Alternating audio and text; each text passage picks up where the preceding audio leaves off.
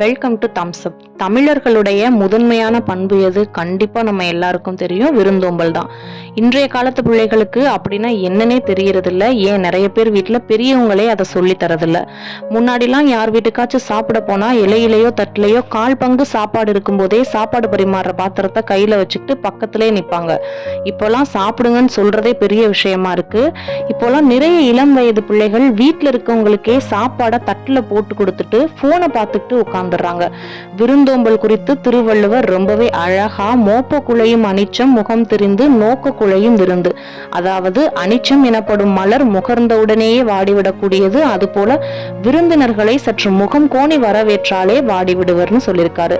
இந்த வீடியோவை பார்க்கறவங்க கண்டிப்பா உங்க வீட்டு பிள்ளைகளுக்கு விருந்தோம்பலுடைய முக்கியத்துவத்தை சொல்லிக் கொடுங்க.